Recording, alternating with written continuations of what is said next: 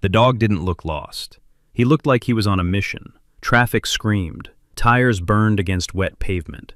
A German shepherd burst into the street, chasing a man who wouldn't turn around.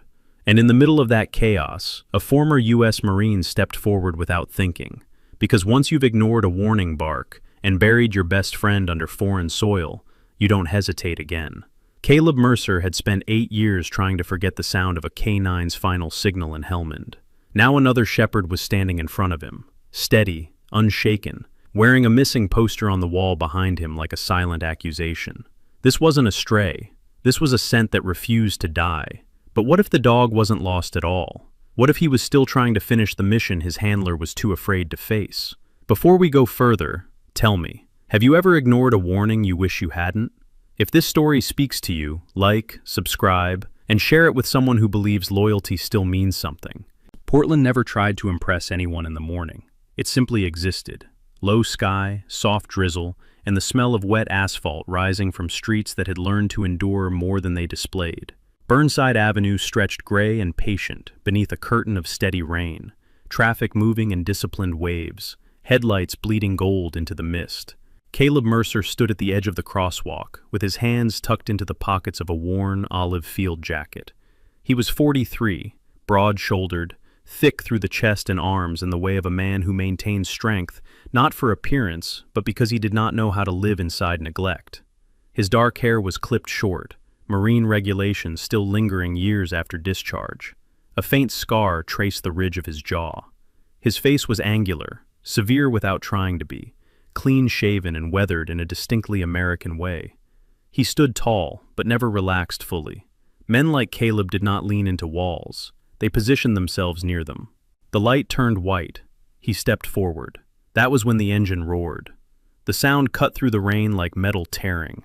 A German shepherd burst from between two parked cars, chain dragging, collar twisted sideways.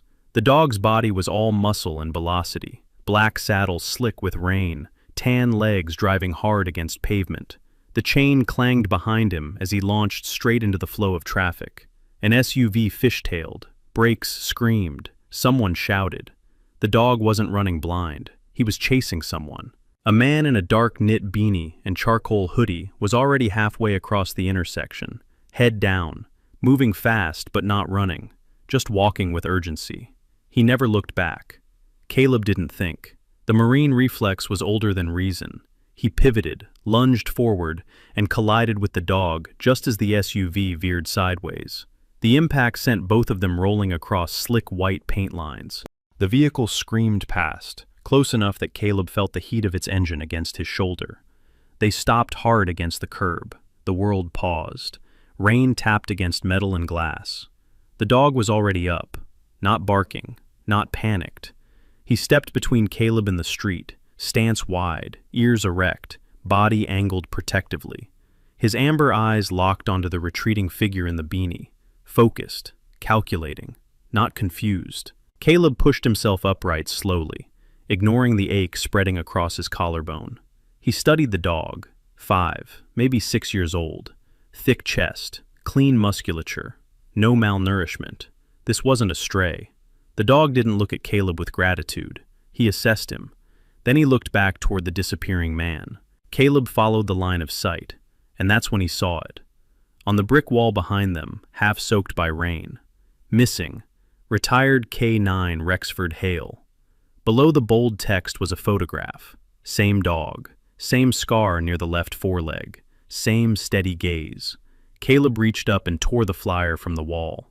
The paper came away wet and stubborn. The dog finally turned toward him. For a moment, they simply stood there, rain moving between them like static. Caleb raised his hand slowly, palm open, not toward the dog, but slightly downward. "Down," he said quietly, using the old hand signal. The dog dropped instantly, chest to pavement, eyes never leaving Caleb's face. Caleb's breath stopped. Only one kind of dog responded that fast without hesitation. Only one kind understood the difference between a command and a suggestion. Military, or police canine. The dog held position. Caleb swallowed hard. 8 years collapsed in his chest. 8 years earlier, Helmand Province had smelled different. hot dust, burned wiring, sweat soaked into ballistic fabric. Caleb had been a staff sergeant then, leaner, sharper, the kind of man who believed decisiveness was virtue. He commanded a 4-man reconnaissance unit assigned to clear compounds suspected of insurgent storage. Atlas had been assigned to them 6 months prior. Atlas was a sable-coated German shepherd, 3 years old at the time, long-limbed, intense, with intelligent dark eyes and a scarred right ear from a training accident. He moved like coiled wire. He did not waste energy. His handler had been Corporal James Rivera, 26, tall, wiry, quick-smiling, the kind of Marine who wrote letters home every Sunday no matter how tired he was. Caleb had trusted Atlas, until the day he didn't. They approached a mud-walled compound at dawn. Atlas stiffened near the gate, ears forward, low rumble in his throat. Rivera looked back. "Something's off," he said. Caleb studied the structure. No visible wiring, no disturbed soil. "Could be nothing," he answered. Atlas barked once. Sharp. Caleb made the call. They breached. The explosion took 2 Marines and Atlas in a burst of dust and fire. Rivera survived, barely.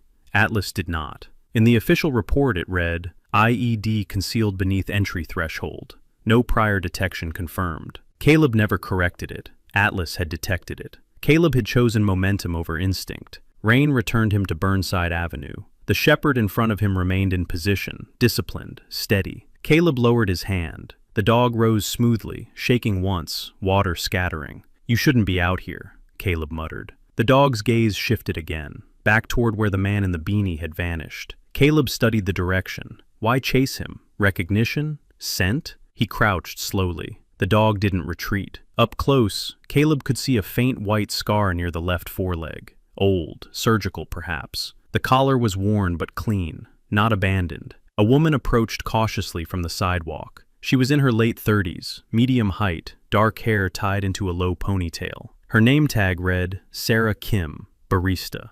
She wore a long navy raincoat and held a paper coffee cup in both hands, as though it steadied her. "Is he okay?" she asked, voice gentle but firm. Caleb nodded once. "He's trained." She studied the dog with careful distance. "He's been around this week," she said. "Shows up in the mornings, never begs, just watches." Caleb stood. "Watching what?" She hesitated. "People, like he's looking for someone." The dog took 2 slow steps toward Caleb, nose lifting slightly. He inhaled, then nudged Caleb's thigh once. Not affection, recognition. Caleb's chest tightened painfully. He wasn't just seeing a shepherd, he was seeing a second chance. Caleb lived alone in a second-floor apartment overlooking the industrial docks near the Willamette River. The building was old brick, narrow stairwell, faint smell of bleach and sea salt. His unit was sparse, a cot-style bed, metal shelving, a small kitchen table with 1 chair.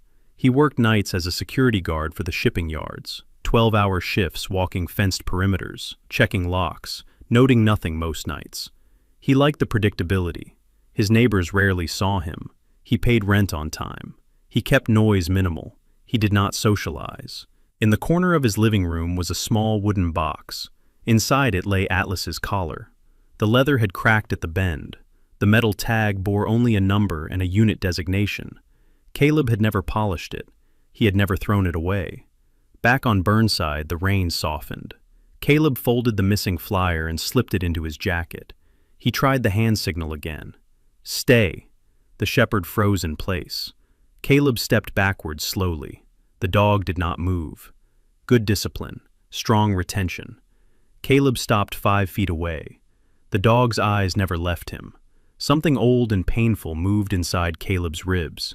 He had ignored a warning once. He would not ignore this one. He stepped forward again, slowly this time, hand extended not in command, but invitation. The dog did not retreat. Caleb rested his palm lightly against the shepherd's neck, warm, solid, alive. He closed his eyes for half a second. "I won't miss it this time," he whispered. The dog stood still, rain tracing down his black saddle coat, amber eyes steady as if measuring the truth of that promise. And somewhere deep beneath the noise of Portland traffic, beneath 8 years of silence and official reports, something in Caleb Mercer shifted. He hadn't just pulled a dog from traffic. He had stepped back into a mission he thought was buried. The rain had stopped by late afternoon, leaving Portland rinsed and reflective. Puddles held pieces of sky in their shallow mirrors. Caleb Mercer stood outside a modest single-story house in northeast Portland, the missing flyer folded neatly in his jacket pocket. He had called the number printed beneath Rexford Hale's photograph. The voice on the other end had been steady but restrained. "Pierce," the man had said, not unfriendly, not inviting either. Officer Nolan Pierce opened the door before Caleb could knock.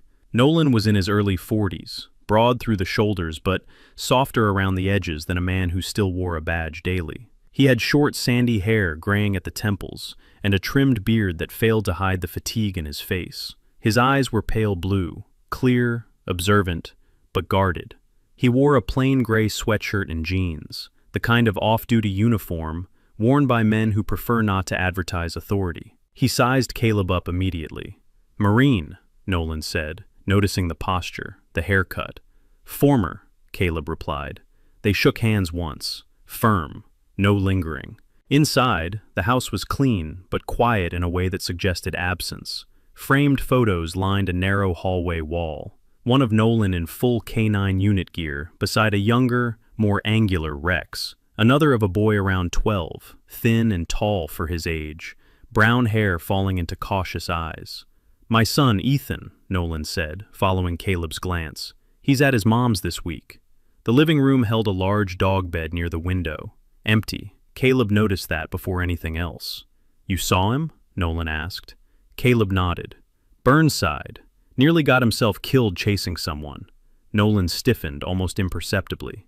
"Chasing who?" "Man in a beanie. Didn't get a look at his face." Silence stretched between them. Nolan gestured toward the kitchen table. "Sit." They did. Up close, Nolan's hands bore faint scars across the knuckles, old training injuries, a handler's hands. He rested them flat on the table, as if steadying something invisible. "Rex was my partner for 4 years," Nolan began. His voice carried weight, but not theatrics. "Explosives detection, urban assignments, good nose, clean alerts." Caleb studied him. "What happened?" Nolan's jaw tightened. "Warehouse on the east side, suspected meth lab.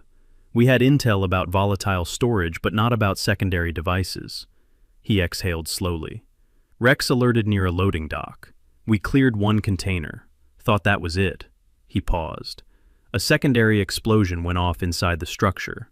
Officer Daniels was inside. Daniels. The name sat heavily. He didn't make it. The room seemed to constrict. "Rex wasn't injured," Nolan continued. "But after that, he started reacting to certain environments. Sudden tension, fixation." "On what?" Caleb asked.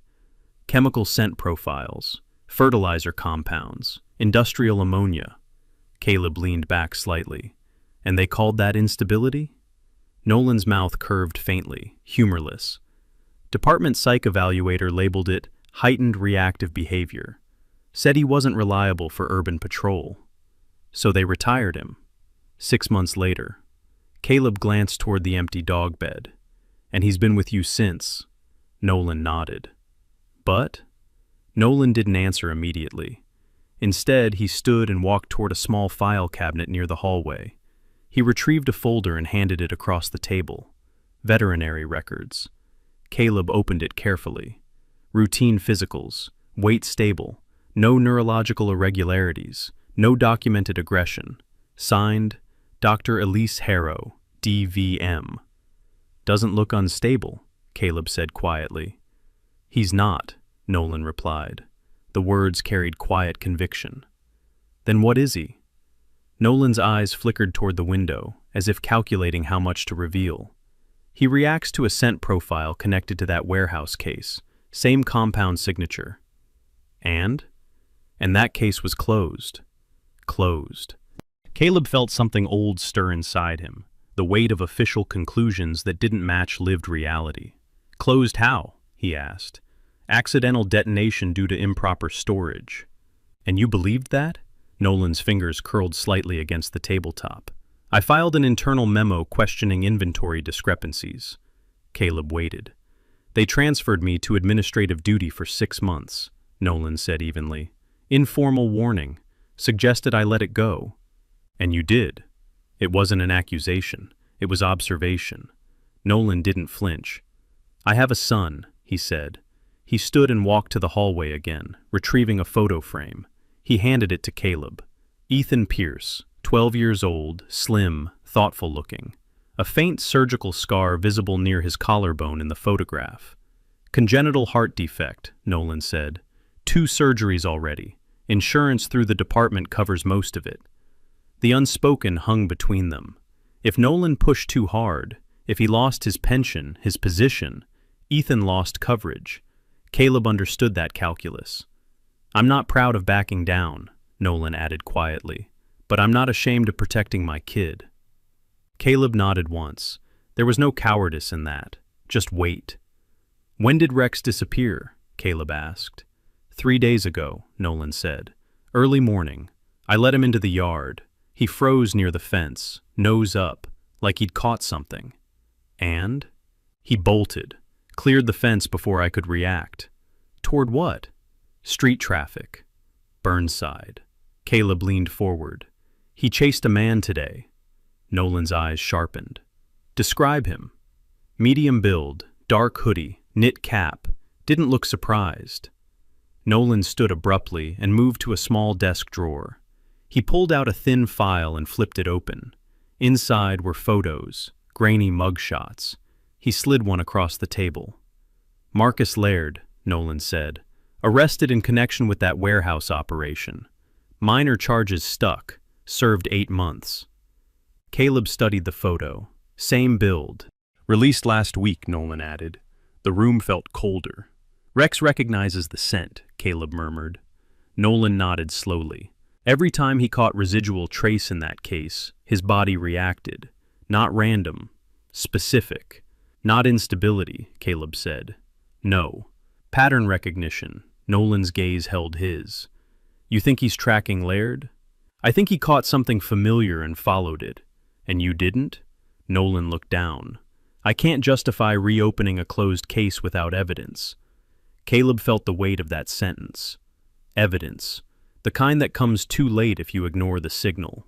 He stood and walked toward the window where the empty dog bed rested. You love him, Caleb said without turning. Nolan didn't hesitate. Yes. And you know he's not unstable. Yes. But you're afraid of what happens if he's right. Silence. Finally, yes. Caleb faced him. I had a canine once. Nolan listened. He alerted before a breach. I overruled it. Nolan's eyes shifted, understanding dawning. IED, he said quietly. Caleb nodded once. 2 Marines. The dog. The words didn't tremble. They simply existed. I told myself I had to trust my call, Caleb continued. Turns out I was protecting my pride. Nolan didn't look away. I'm not protecting pride, he said. I know, Caleb answered. You're protecting your son. They stood there, 2 men who had chosen survival differently. Caleb moved back toward the table. You think Rex is unstable, he said. Or you think he remembers something the rest of you don't want to see. Nolan's jaw flexed. I think he remembers. The admission felt like a door opening. And I think, Caleb added, he's not just missing. Nolan waited. He's following a scent.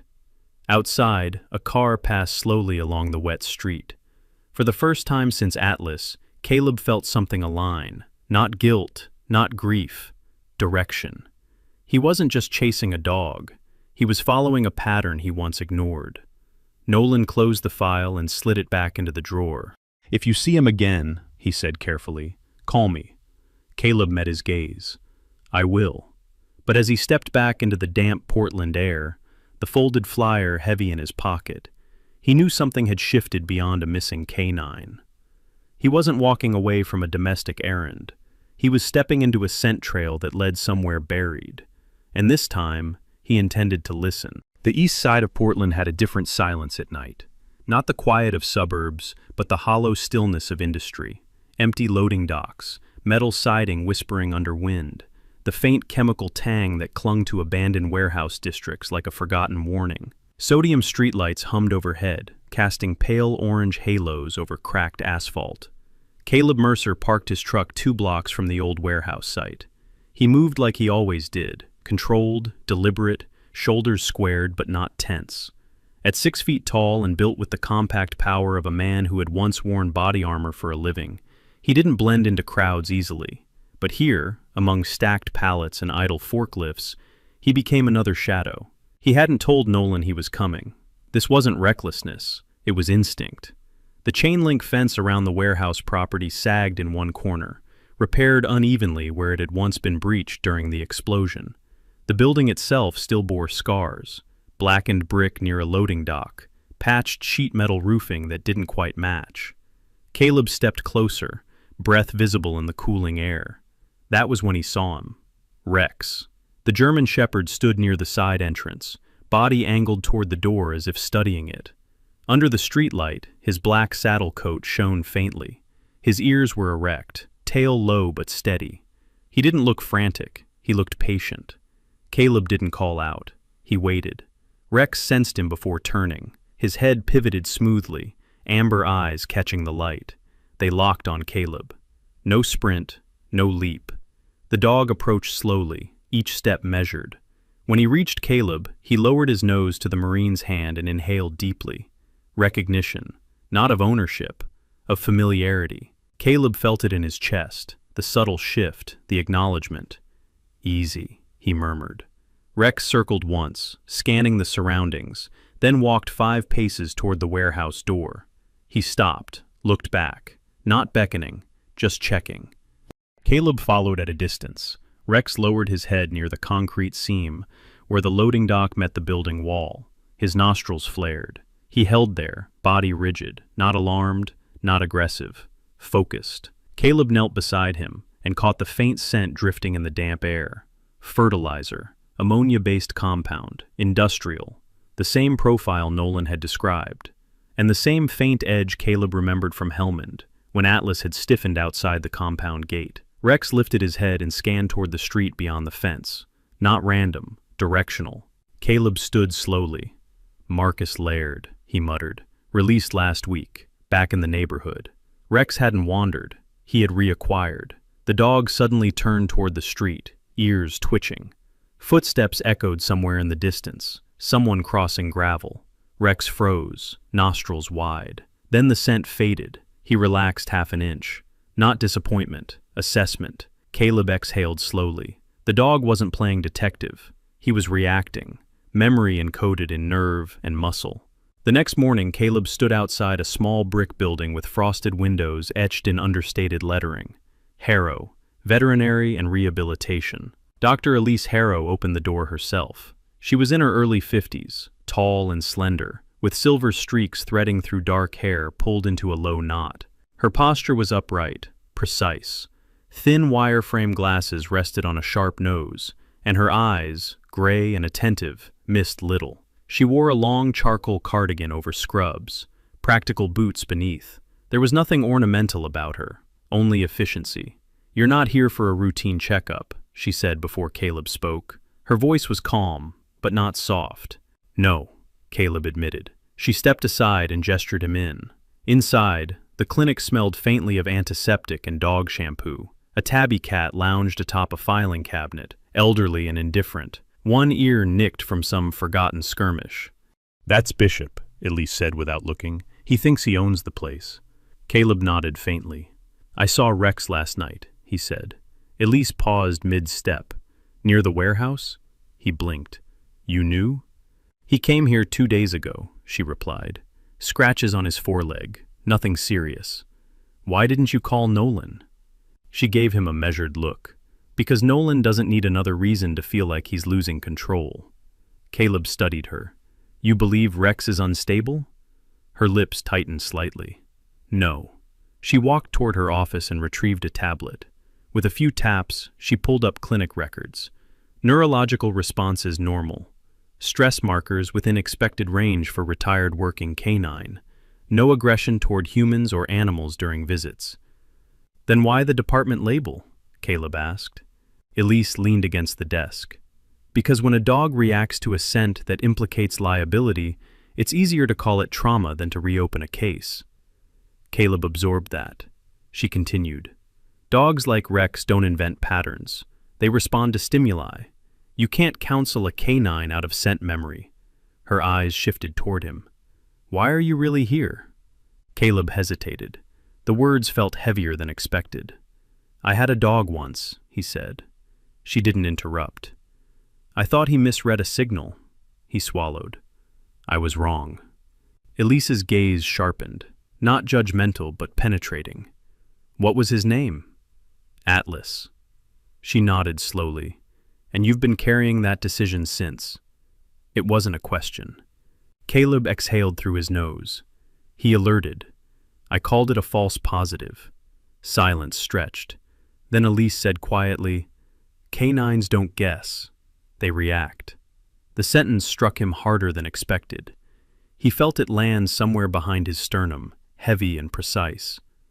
You don't override scent memory, she continued. You respect it. Caleb looked down at his hands. I didn't. Elise's voice softened, not pitying but factual. Then maybe this time you do. Later that afternoon, Caleb found himself inside a dim security office at the shipping yard where he worked nights. He wasn't on shift, but the supervisor owed him a favor. Tom Redding, late 40s, thick-waisted, with thinning blonde hair and permanently reddened cheeks from years of cold dock air, leaned back in a creaking chair. What are you looking for again? Tom asked, chewing gum loudly. Camera feeds from Burnside intersection 3 mornings ago, Caleb replied. Tom squinted. That's municipal. I know, but sometimes they bounce back up to private grid if signals overlap. Tom shrugged and rotated the monitor. 10 minutes. They found it. Grainy footage. Early morning drizzle. Rex entering frame. The man in the beanie. Caleb leaned closer. The man paused briefly near a chain-link fence. He reached into his pocket. He adjusted something inside his jacket. Caleb froze the frame. On the sleeve, faint white residue. Powdered. Industrial. He replayed the footage. Rex entered seconds later, nose immediately lifting toward the air. Not sight. Scent. The dog wasn't chasing a person. He was chasing a chemical signature. Caleb felt the pieces align. Rex hadn't run from home aimlessly. He had encountered Laird passing near Nolan's property, caught residual compound scent, and followed it. Not rebellion. Recognition. That evening, Caleb returned to the warehouse perimeter. Rex was there again. He didn't rush forward this time. He simply stood beside Caleb, both of them facing the loading dock. You remember? Caleb murmured. Rex shifted slightly, ears flicking at a distant sound. Caleb thought of Atlas at the compound gate, the bark, the hesitation, the moment he had chosen certainty over instinct. He crouched and met Rex's gaze. I thought he was wrong, he said quietly. Rex blinked once. The wind shifted. A faint chemical trace rode the air again. Rex's muscles tightened subtly. Not aggression. Signal. Caleb stood. This wasn't about reopening a file. It wasn't about proving Nolan right or wrong. It was about listening. Rex had not disappeared. He had followed something unfinished. And for the first time in 8 years, Caleb wasn't walking away from the warning. He was walking toward it. The Willamette River carried a restless wind that night. It rolled off the dark water in long, cold breaths, brushing against dock pilings and abandoned cranes that loomed like skeletal guardians over Portland's industrial edge. Sodium lights flickered along the shoreline, reflecting in fractured ribbons across the current. Caleb Mercer stood near the hood of his truck, arms folded, staring at the faint grid of warehouses lining the riverbank. Beside him, Nolan Pierce adjusted the collar of his windbreaker, eyes scanning the shadows with the quiet vigilance of a man who had spent too many years watching for threats no one else noticed. Nolan was taller than Caleb, but leaner, with a runner's build that had softened slightly with age. His dark hair, once marine regulation short, now grew unevenly at the temples. There were permanent lines at the corners of his eyes, etched not by laughter, but by strain. He carried himself like someone who had once commanded presence in a canine unit, and then learned to shrink under departmental scrutiny. You sure about this? Nolan asked. Caleb didn't answer immediately. Rex stood between them, body angled toward the cluster of storage containers, stacked 3 rows deep near Pier 27. His coat blended into the night, only the faint glint of his eyes giving him away. I'm sure he is, Caleb said quietly. Rex's ears twitched toward the wind. The scent was there, faint, persistent. The chemical signature they'd tracked from the warehouse. They had followed paperwork first, shipping logs Caleb accessed through a contact at the docks. Containers marked for agricultural fertilizer had been rerouted to temporary storage near the river, registered under a shell company Nolan recognized from his internal complaint months ago, Hawthorne Supply Logistics. On paper, it was clean. In reality, it was hollow. Now the container sat before them, blue metal, faded numbers stenciled across the side. Illegally stored, unreported, waiting. Nolan exhaled slowly.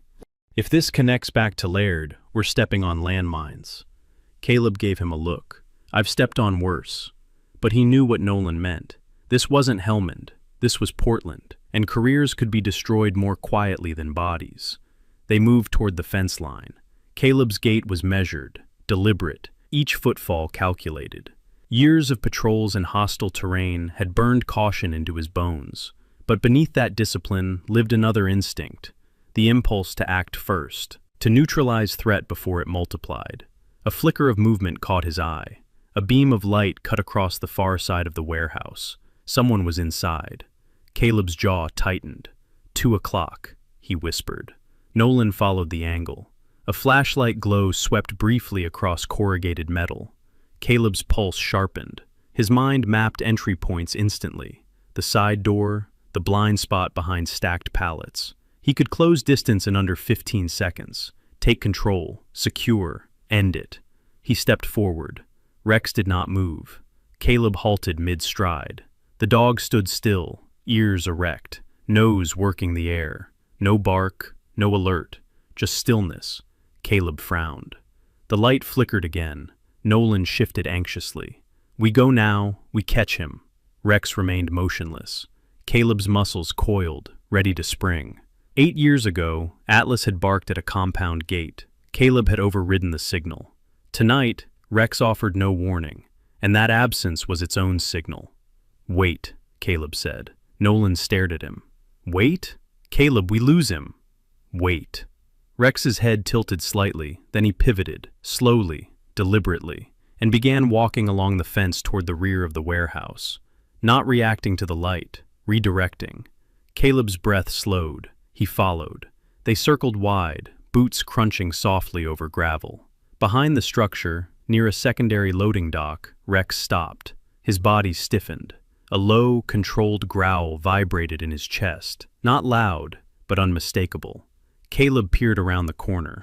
Another figure crouched near the container's rear doors. Not the man with the flashlight inside. This one worked quickly, unscrewing a secondary latch. A lookout. The light inside had been bait. Caleb felt cold realization settle into his gut. If he had rushed the front, he would have walked straight into distraction. He crouched low. Nolan's voice dropped to a whisper. Damn. Rex's growl deepened subtly. Now. Caleb moved, fast, silent. He closed the distance before the crouched man registered movement. One arm hooked around the suspect's shoulder. The other pinned his wrist before he could reach into his jacket. The man was mid-30s, thin, jittery, sunken cheeks, pale skin, eyes wide with panic. A patchy beard failed to conceal the desperation etched across his face. I didn't, the man stammered. Save it, Nolan snapped, stepping in with cuffs. The flashlight beam inside the warehouse flickered off. Footsteps pounded. The second suspect bolted out a side door and into the darkness. Caleb started to pursue. Rex barked sharply. Caleb froze. The bark wasn't panic, it was warning. He looked down.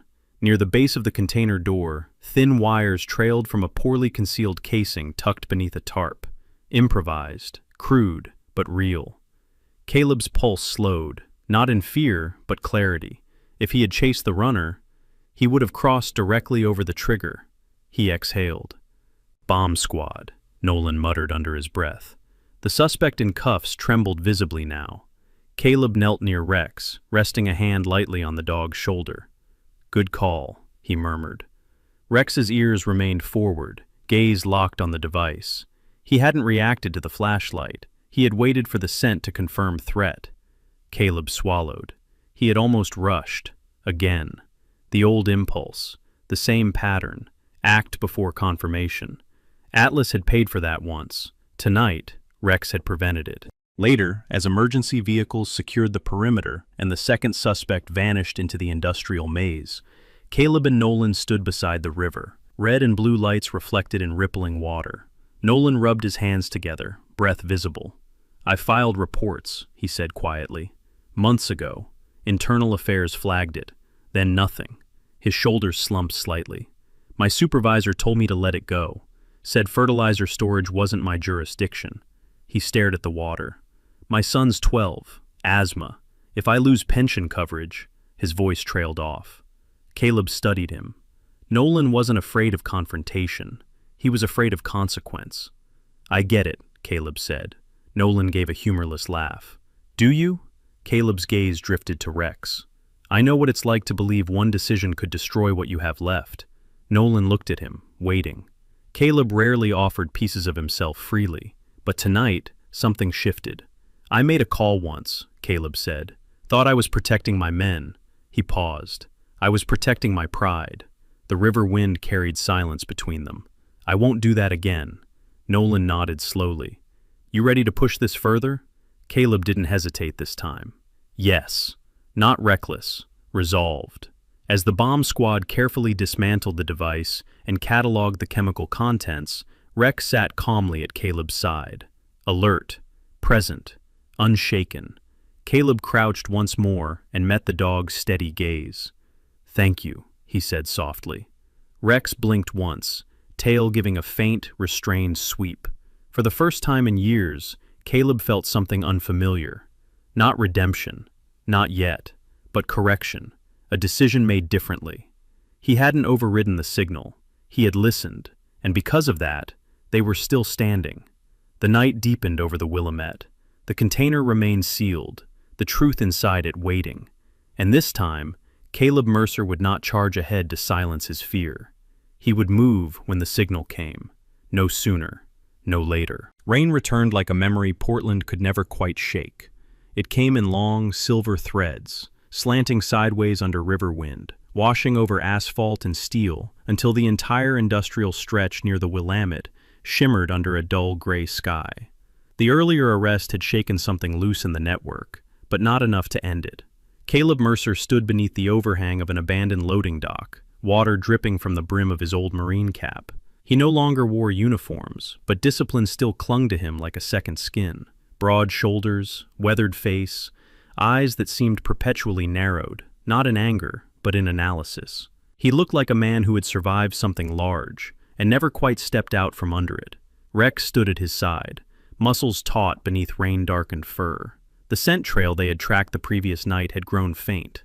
Water erased patterns. Wind scattered molecules. And for the first time since the container incident, Rex hesitated. His nose hovered inches above wet pavement. He moved left, paused. Right, paused again. Caleb felt the shift in his chest immediately. Helmand, Atlas pacing outside the compound. The doubt. The split-second decision. Caleb's breathing shortened. "No," he muttered quietly, more to himself than to the dog. Nolan Pierce stood a few steps behind, scanning the empty lot. His windbreaker clung damply to his frame, dark hair plastered against his forehead. "We might have lost it," Nolan said carefully. The words hit Caleb harder than they should have. Lost it. Lost him. Lost them. His hands tightened involuntarily. For a moment the present blurred. Mud walls. Dust storms. The bark that had meant something. His pulse rose. Rex lifted his head suddenly, not confused, thinking. He pivoted sharply and trotted toward a row of derelict vehicles at the far edge of the lot. Old delivery vans and rusted sedans long since abandoned. Caleb exhaled slowly. The dog hadn't panicked. He had recalibrated. They followed. Behind the last van, partially shielded from rainfall by a collapsed tarp, the scent concentrated again. Rex's posture changed instantly. Spine straight, ears forward, low growl rumbling beneath the rain. Caleb felt his own breathing stabilize. He wasn't losing the signal. He was learning to wait for it. The abandoned parking yard sloped downward toward an old concrete underpass that ran beneath a rail line. The area had once served as overflow storage for river shipments, but now it functioned as shadow, forgotten, unlit, quiet. From the underpass came a faint glow. Vehicle headlights flickered briefly, then cut out. Caleb crouched instinctively. Nolan moved beside him, drawing his service weapon. 2 vans idled beneath the bridge. 3 men stood near the rear doors of one vehicle. One of them Caleb recognized immediately, Marcus Laird. Thinner than before, movements jittery but deliberate. He wore a dark hoodie and gloves despite the mild temperature. His eyes darted constantly, paranoia layered over calculation. Beside him stood a broader man in his 40s, thick-necked, with a shaved head and a heavy jaw. His name, according to dock records Nolan had uncovered earlier that day, was Victor Halden, registered owner of Hawthorne Supply Logistics. Halden moved like someone accustomed to being obeyed. A third man lingered near the second van, acting as lookout. Crates were being transferred between vehicles, chemical drums, unmarked. Caleb felt the weight of inevitability settle. This was the core. Nolan whispered, "Backup's 10 minutes out." Caleb measured distance. 10 minutes could stretch long under a gun barrel. Rex's body quivered beside him. Not fear, readiness. Then the rain intensified, harder now, heavier. The scent diffused again, momentarily disorienting. Rex's head lifted, nostrils flaring, searching. Caleb's throat tightened. Not again. Not this time. Rex moved suddenly, cutting left instead of straight ahead. He disappeared briefly behind a concrete pillar. Caleb froze. Where? Then Rex reappeared further down, circling wide along the embankment, using elevation to approach from the side. He wasn't charging, he was positioning. Caleb felt something shift inside him. Trust. Pure. Unfiltered. He nodded once. "Follow his lead," he whispered. Nolan's jaw flexed. They split, Nolan angling toward the vans from the front, Caleb shadowing Rex's arc. The men under the bridge continued unloading. Halden's voice carried faintly. "Keep it tight. No more mistakes." Laird's hands trembled slightly as he secured a lid. He looked over his shoulder too often. He smelled fear, and Rex smelled him. The dog halted 20 feet from the group, muscles coiled. Halden turned abruptly, sensing movement. "What the hell?" Nolan stepped from cover. "Police! Hands where I can see!" Gunfire erupted before the sentence finished. Laird panicked. His weapon came up wildly. A shot cracked against concrete. Nolan ducked behind the van door. Halden reached inside his jacket. Caleb surged forward. Time compressed. He saw Laird pivot toward Nolan, finger tightening on the trigger again. Rex launched. No bark, no hesitation. He slammed into Laird's torso with full force, jaws locking onto the man's forearm. The second shot rang out. A different sound. Thicker. Rex yelped. Not loud, but sharp. Caleb's vision tunneled. The world narrowed to fur and blood. He didn't think. He moved. Not recklessly, not blindly, purposefully. He tackled Halden before the man could clear his weapon, driving him hard into wet concrete. The guns skidded away. Nolan regained position and disarmed Laird as Rex held him pinned despite the wound. Sirens echoed in the distance. Blue and red lights reflected off rain-slick metal. Caleb dropped to his knees beside Rex. Blood seeped through black fur at the shoulder. Entry wound high, near the scapula, not center mass. "Stay with me," Caleb whispered. His hands were steady now. Different than Helmond. Different than 8 years ago. He pressed pressure against the wound, feeling Rex's heartbeat hammering beneath his palm. The dog's eyes remained locked on him. Clear, alert, alive. "You did good," Caleb said, voice tight. Rex's tail twitched weakly once. Police units swarmed the scene, weapons secured, suspects cuffed, backup flooding in. Nolan crouched beside them, breath ragged. "You good?" he asked. Caleb didn't look up. "He took it instead of you." Nolan's jaw tightened. Paramedics arrived moments later. They worked quickly, stabilizing the wound, confirming the bullet had passed through without lodging. Lucky, if luck existed. As they loaded Rex onto the stretcher, the rain eased slightly. Caleb stood beside the ambulance doors. For a moment, he closed his eyes. Atlas's bark echoed in memory. The explosion, the silence after. He opened them again. Rex was still here. This time he hadn't dismissed the signal. This time he hadn't overridden instinct. He had followed it. He climbed into the ambulance without asking. Later, inside the veterinary surgical suite at Harrow Veterinary and Rehabilitation, bright white lights illuminated controlled urgency. Dr. Elise Harrow moved with precise calm, gloved hands steady as she examined the wound. Her expression remained clinical, but her eyes softened briefly when she glanced at Caleb. "Clean pass-through," she said. "No bone fragmentation. He's lucky." Caleb nodded once. "Or trained," she added quietly. The surgery lasted less than an hour. When Rex was moved to recovery, his breathing even and stable, Caleb finally allowed himself to sit. Not collapse. Sit. Nolan entered the clinic waiting room slowly. "They're done," he said. "Halden's talking. The container connects to 3 other sites. This breaks it." Caleb looked toward the recovery room window. "Good." Nolan studied him for a moment. "You didn't freeze." Caleb's jaw tightened. "No." Nolan nodded slowly. "You listened." Caleb rested his forearms on his knees. "I should have done that years ago." But he wasn't standing in Helmand. He was here, and Rex was alive. The line had been cut, the truth exposed, and the decision not to repeat had held. Outside, Portland's rain softened to mist. Inside, beneath sterile lights, a German shepherd breathed steadily, and a Marine who once ignored a warning finally understood what it meant to hear one. Morning arrived without ceremony. Portland's sky wore its familiar gray again, softer this time, mist instead of storm, quiet instead of sirens. The streets outside Harrow Veterinary and Rehabilitation glistened with leftover rain, leaves plastered against curbs like forgotten letters. Inside the clinic, the world felt suspended. Caleb Mercer sat in a straight-back chair near the recovery area, elbows resting loosely on his knees. He hadn't shaved. Dark stubble shadowed his jaw, and fatigue hollowed the skin beneath his eyes. But there was something different about him now. Not relief exactly, but a slackening of armor. For the first time in years, he wasn't braced for impact. Rex lay beneath his chair, not in the recovery kennel, not beside the door, under Caleb. The German shepherd's shoulder was wrapped in a clean white bandage, fur shaved around the wound. An IV line had been removed an hour earlier. His breathing was slow and steady, flank rising and falling with controlled rhythm. He shifted once in his sleep, nose brushing against Caleb's boot.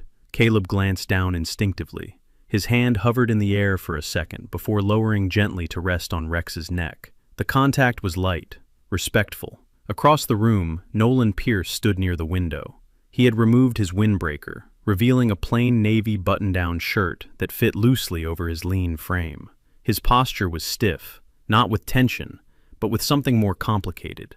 He watched the dog. He didn't move closer. Dr. Elise Harrow entered quietly, tablet tucked beneath one arm. She paused when she saw the arrangement. "Vitals are strong," she said calmly. "He'll need another week before weight-bearing exercises."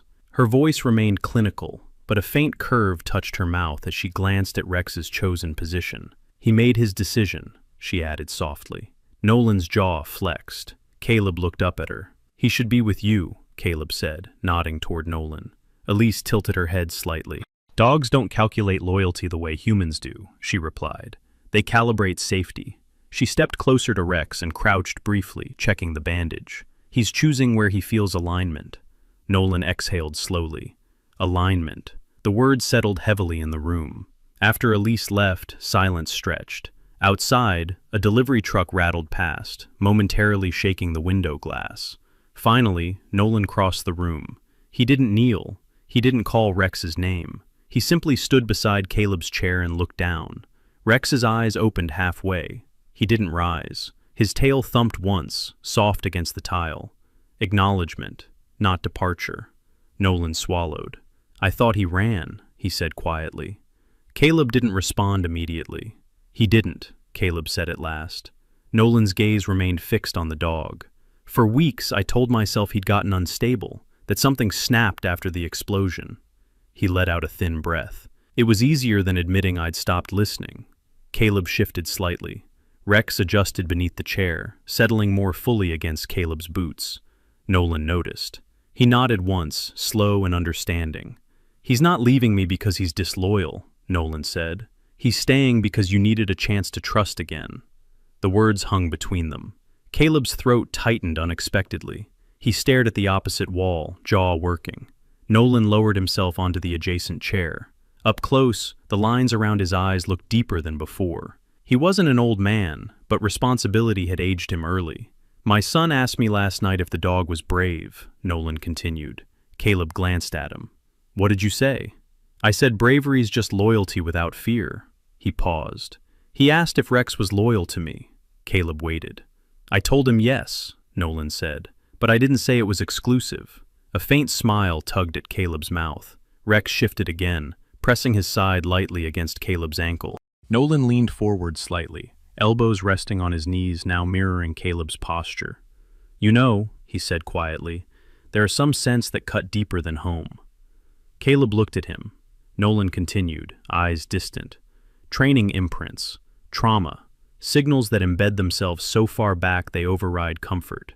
He nodded toward Rex. "He followed that chemical trail because it was unfinished, but he stayed under your chair because something in you is unfinished too." Caleb let the words settle. For years he had defined himself by a single decision, one he replayed endlessly in the quiet hours before dawn. Atlas barking, the hesitation, the dismissal. He had convinced himself that doubt was leadership, that certainty was strength. He had been wrong. Rex's breathing remained steady beneath him. Caleb finally spoke. "I didn't believe my dog," he said, voice low. Nolan didn't interrupt. "I thought Atlas was misreading a signal. I thought I knew better." The admission tasted like metal. "I overrode him." Nolan nodded slowly. "And?" "And 2 Marines died," Caleb said. "Atlas too." The clinic air felt heavier. "I told myself I made the best call with the information I had," Caleb continued. "But the truth is, I didn't want to be questioned." Nolan's eyes softened. "That's a hard thing to say out loud." Caleb gave a faint shrug. "It's harder not to." Rex's ears flicked at the sound of Caleb's voice. He didn't lift his head. He didn't need to. Nolan leaned back slightly. "Then don't repeat it." The simplicity of the statement struck clean. No absolution, no dramatics, just directive. Caleb looked down at the dog. "I won't." Not because of redemption, not because of guilt, but because he understood now what listening required. It required humility, trust, and surrendering control. Nolan stood slowly. He stepped closer this time. Rex's eyes opened fully. Nolan crouched, not reaching immediately, but lowering himself to eye level. "Hey, partner," he said softly. Rex's tail thumped twice. Caleb felt something loosen inside him. Nolan extended a hand. Rex sniffed it briefly, then returned his head to rest against Caleb's boot. Nolan didn't flinch. He smiled faintly. "Guess you're needed elsewhere." Caleb looked up. "This isn't permanent." Nolan shook his head. "I know." He stood again, hands sliding into his pockets. "For what it's worth," he added, "you didn't steal him." Caleb met his eyes. "He found you." The 2 men stood in quiet understanding. Not rivals, not handlers fighting over territory. Just 2 men altered by the same animal, saved in different ways. Outside, the clouds thinned slightly, a faint brightness pushing through gray. Elise re-entered the room, clipboard in hand. "He'll be discharged tomorrow," she said. "Light movement only. No heroics." She glanced at Caleb pointedly. He nodded once. "No heroics." Nolan stepped toward the door. "I'll file the last of the paperwork this afternoon," he said. "Halden's already bargaining." Caleb didn't ask details. That battle was handled. The truth had surfaced. As Nolan reached the doorway, he paused. Caleb looked up. "Thank you. Not for the arrest, not for the case, for listening." Caleb gave a small nod. After Nolan left, the room grew quiet again. Rex sighed softly in his sleep. Caleb leaned back in the chair, gaze fixed ahead. He no longer saw Helmand when he closed his eyes. He saw a dog beneath a bridge, a signal he had honored, a choice he had not overridden. He reached down once more, fingers brushing gently against fur. "Not again," he murmured. Rex's tail gave a slow, steady sweep, and this time, Caleb didn't pull his hand away. Morning broke clean over the Willamette, not the heavy gray that so often pressed low over Portland, but a pale, open blue stretched wide above the river. Sunlight caught the surface of the water and scattered in restless glints, turning the current into something almost gentle. There were no sirens, no gunfire, no raised voices, only wind moving through reeds along the bank, and the faint hum of traffic from the Burnside Bridge in the distance. Caleb Mercer stood near the water's edge, hands resting loosely at his sides. He wore a faded flannel over a gray t-shirt, sleeves rolled to reveal forearms etched with faint scars and old marine tattoos that had softened with time. His jeans were worn, boots scuffed but steady. He didn't look like a man at war with himself anymore. He looked like someone learning to stand still. Beside him, Rex shifted his weight carefully, the bandage now replaced by a smaller protective wrap. The fur around his shoulder had begun to grow back in uneven patches. The wound had healed clean. The dog's coat shone in the morning light, black saddle and tan legs strong and balanced. His ears stood upright, but his body was relaxed, not alert, present. Nolan Pierce approached from the gravel path behind them. He walked slower than usual, hands in his jacket pockets, eyes scanning the river not for threat, but for memory. He had shaved that morning, the tension that once sat heavy in his posture now replaced by something steadier. He paused a few feet away. No one spoke immediately. The river carried the silence between them without breaking it. Rex glanced briefly toward Nolan, not anxious, not torn, just aware. Nolan stepped closer and crouched. He reached out slowly, resting his hand atop Rex's head. The dog leaned subtly into the touch. "Go," Nolan said quietly. It wasn't command, it wasn't dismissal, it was permission. Caleb did not call Rex's name. He didn't whistle, he didn't kneel, he simply stood. Rex moved forward a few steps, positioning himself between the two men. He didn't look up at either of them. He lifted his head instead, nose turning into the breeze. The wind carried river scent, damp earth, distant diesel from passing barges, faint pine from upriver. He inhaled deeply, held it. The moment stretched. Caleb's heartbeat slowed. He didn't try to anticipate the choice. He didn't brace for it. He just waited. Rex lowered his head and took one step toward Nolan. Paused, then another step sideways. He turned, not sharply, not dramatically, deliberately, and walked toward Caleb, slowly, as if closing a chapter. His tail hung neutral, not high with excitement, not tucked in doubt. He reached Caleb's side and sat, not pressed against him, not clinging, just aligned. Nolan remained crouched for a few seconds longer. He didn't look away. He didn't hide the small tightening in his jaw. Then he rose. "Guess that answers it," he said softly. Caleb met his eyes. There was no triumph in his expression, only understanding. "He's not leaving you," Caleb said. Nolan nodded. "I know." They stood like that for a moment. Two men separated once by pride and doubt, now connected by shared survival. Rex shifted slightly, leaning into Caleb's leg. Nolan smiled faintly. "There are some scents," he said, echoing his earlier words, "that lead somewhere new." Caleb nodded. "And some that finally stop." The wind moved again, lighter this time. Nolan extended his hand once more. Rex rose and stepped forward, brushing his shoulder gently against Nolan's thigh. Not goodbye, not abandonment, acknowledgement. Then he returned to Caleb's side. Nolan stepped back. "Take care of him." Caleb answered simply, "I will." And Nolan believed him. He turned and walked back along the gravel path, not rushing, not hesitating. He didn't look over his shoulder. He didn't need to. Weeks later, the riverbank felt different. The early autumn air carried a cool edge, leaves beginning to bronze at their tips. Caleb stood near the same stretch of water, but now he wasn't alone. 5 men and 2 women formed a loose semicircle on the grass behind him. Veterans, different ages, different wars, but the same guarded eyes. One of them, a tall, gaunt former army medic named Luis Delgado, kept his hands buried in his hoodie pockets, gaze fixed on the ground. Another, a younger woman named Tara Whitfield, short-cropped hair, shoulders squared too tightly, watched Rex with visible hesitation. Caleb spoke calmly, not as a Marine, not as a handler, as someone who had learned something the hard way. "They don't judge," he said. "They don't measure you against your worst moment." Rex moved through the group slowly, carefully. He paused near Luis first. The man stiffened. Rex didn't push. He sat, waited. Luis exhaled through his nose, kneeling cautiously. His fingers trembled as they brushed fur. Rex didn't flinch. Tara crossed her arms. "He doesn't react to shouting?" she asked. "Not unless he needs to," Caleb replied. She stepped closer. Rex glanced at her briefly, then lowered his head, offering the top of his neck. Trust. Tara's posture shifted. Her shoulders loosened half an inch. Behind them, Dr. Elise Harrow observed quietly. She stood with a clipboard tucked beneath her arm, gray streaks in her hair catching sunlight. The new signage on the small building behind her read, Harrow Canine Rehabilitation and Transition Center. She had expanded the clinic, space now dedicated to retired working dogs transitioning into civilian life. A modest facility, but purposeful. Nolan arrived shortly after, carrying a stack of printed materials. He wore civilian clothes, but his bearing still hinted at command presence. He had begun volunteering twice a week, mentoring younger handlers navigating the uncertainty of retirement assignments. He approached Caleb. "Group's bigger than last week," he noted. Caleb nodded. Word travels. Nolan looked toward Rex, now lying comfortably between Luis and Tara. "He's doing good work."